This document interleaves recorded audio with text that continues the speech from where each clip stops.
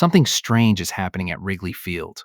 Right now, the best player on the Chicago Cubs, a guy who is leading every single player in Major League Baseball in one of the most important stats in the sport, is not being used the way you'd expect. He is on pace for a season so rare, so historic, that some analysts are saying we might not see it again for a decade. And in the middle of all of that, in the middle of a red-hot winning streak, the front office and the coaching staff just made a call that has fans absolutely split down the middle. Some are calling it smart. Some are calling it borderline reckless. By the end of this video, you're going to know exactly what happened, why it happened, and what it could mean for this team's entire postseason push. Let's get into it. But first, quick favor before we dive in. If you're new here, this channel is all about fast, honest Cubs breakdowns, no fluff, no filler. So if you like what you see today, smash that subscribe button, hit like, and drop a comment. I genuinely want to know two things from every single one of you. How long have you been a Cubs fan, and where in the world are you watching this from? I read every comment, so don't be shy. I want to build this community with real Cubs fans like you. Okay, now let's get into the actual news. Let's set the stage first, because context here matters more than usual. The Chicago Cubs have been on an absolute tear. They just wrapped up a brutal 17-game stretch without a single day off, and they came out of it with a 12-5 record. Over the last 7 games alone, they beat the Dodgers, the Blue Jays, and the Royals. And get this, they came from behind in 5 of those 6 wins. This is a team that is finding ways to win even when they're not playing their cleanest baseball. And that is exactly the kind of resilience you want heading into a pennant race. And at the center of every single bit of that success, center fielder Pete Crow-Armstrong. Over that same 7-game stretch, PCA hit an absolutely absurd .345 with 2 doubles, 2 home runs, 7 RBIs, 11 runs scored, 6 walks, and 4 stolen bases. That's not just a good week. That's a month's worth of production crammed into 7 games. And here's the number that should stop you in your tracks. Crow-Armstrong is currently leading every single player in all of Major League Baseball in Fangraphs wins above replacement, sitting at 8 full wins above replacement with games still left to play. That puts him on pace for something in the neighborhood of a 10-win season. Do you understand how rare that is? We are talking about a level that very, very few players in the history of this sport have ever touched. This isn't just an all-star caliber year. This is an MVP caliber year, and insiders around the league are now saying Crow-Armstrong has actually pulled ahead of Shohei Ohtani in that National League MVP conversation. Let that sink in for a second. A homegrown Cubs center fielder outpacing Shohei Ohtani, arguably the most talented player alive, in a real, legitimate MVP race. So naturally, you'd think a player performing at that level, a player this hot, this valuable, this important to a playoff push, you'd think he's an automatic, non-negotiable, everyday name in the lineup at his primary position, right? Center field, every single night, no exceptions. That is exactly why what happened next caught so many Cubs fans completely off guard. Because manager Craig Counsell has been quietly pulling Crow-Armstrong out of center field, not benching him completely. He's still in the lineup, still hitting leadoff, still doing damage at the plate. But instead of playing center field, he has been sliding him into the designated hitter spot. This has now happened 3 times in his last 5 starts. 3 times in 5 games, Chicago's most valuable player, a legitimate Gold Glove caliber defender, has been kept off the grass in center field, and instead is simply hitting and resting his legs. Now here's the part that's got everybody talking. Craig Counsell came out and explained the move directly, saying that Pete is dealing with the exact same thing a lot of the other players are dealing with. Fatigue, the grind of a 17-game stretch with 0 days off, the pure physical toll of a long, hot summer stretch run. From a pure load management standpoint, it makes sense. You want your best player fresh, healthy, and explosive when October baseball actually starts, not running on empty legs in the middle of August. Rest him a little now defensively, keep his bat in the lineup, and you protect the asset for the stretch run.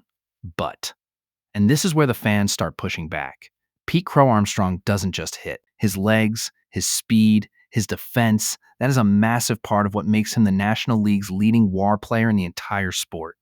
Every time he's parked at DH, this team is losing access to one of the best defensive center fielders in all of baseball, a guy who tracks down balls other outfielders don't even get a glove on. In a tight playoff race, in a division fight against Milwaukee, every single defensive out matters. Every ball he doesn't get to in the gap because he's standing in the dugout instead of center field, that's a potential run. That's a potential swing in a one-run game. So you can see both sides of this argument, and that's exactly why Cubs fans are split. There's also the roster ripple effect to think about. Every game Crow-Armstrong DHs, that means somebody else has to man center field, and somebody else who normally gets that DH at-bat is now watching from the bench. It shuffles playing time across the entire lineup, right in the heart of a pennant race, right when rhythm and consistency matter the absolute most. Now, here's where I want to bring you into this, because this is exactly the kind of decision that splits a fan base. If I'm being completely honest with you, I actually understand what Counsell is doing here. This isn't panic. This isn't some disrespect toward Crow-Armstrong. This is a calculated, deliberate plan from a manager who has already been through deep playoff runs before and knows exactly how brutal an MLB season truly is on a player's body. Counsell has seen what happens when a team rides their best player into the ground in August, only to watch him hit a wall in September and October, right when it matters most. A few strategic DH days now, especially with the Cubs holding a strong position, could be exactly the kind of long-term thinking that pays off in a deep October run. But I also get why some fans are nervous. This is an MVP race we're talking about. Every single game Crow-Armstrong isn't showcasing his elite defense in front of national broadcasts and MVP voters. That's a missed opportunity to fully separate himself from Shohei Ohtani in that conversation. Award voters do watch the whole body of work, not just the box score. And on top of that, in a division race this tight against Milwaukee, you want your very best glove out there in center field every single night that you possibly can. So here's my honest take. I don't think this is a red flag. I think this is a front office and coaching staff that genuinely believe they are building towards something bigger than any single week in August. But I will be watching very closely to see if this DH usage becomes a permanent pattern down the stretch, or if it stays exactly what Counsell says it is. A short-term fatigue management plan for a stacked, brutal schedule. Now, I want to hear from you directly, because this is exactly the kind of debate that makes being a Cubs fan fun.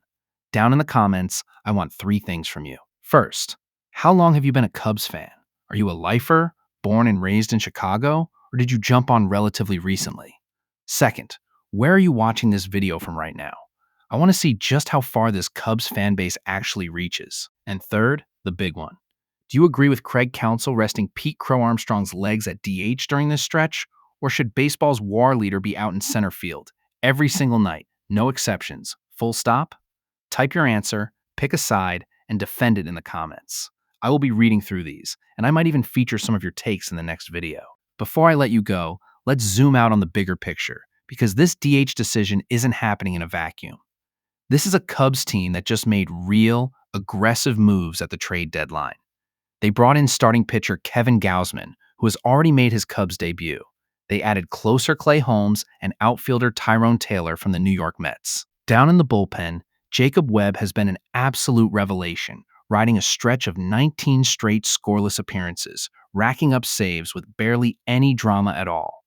This is a team that is fully loaded, fully aggressive, and fully aware that this window, right now, is the window to win, which is exactly why every single decision, including what looks like a small lineup card note about Pete Crow-Armstrong, actually matters so much. Nothing this team does right now is small. Every choice is connected to one single goal, and that goal is a deep run in October. So, Cubs fans, that's the story. A historic MVP caliber season, a coaching staff making a calculated bet on rest over reward, and a fan base that is watching every single lineup card like a hawk. This is exactly why I built this channel, to break moments like this down for you, fast, honest, and straight to the point. If you made it this far, do me a solid. Hit that subscribe button right now if you haven't already. Tap the like button and turn on notifications so you never miss a breaking Cubs story the second it happens. This channel only grows because of people like you sharing it and coming back for more. And seriously, go drop that comment. How long have you been a fan? Where are you watching from? And what's your take on the Pete Crow-Armstrong decision? Let's get a real conversation going down there. That's it for today, Chicago.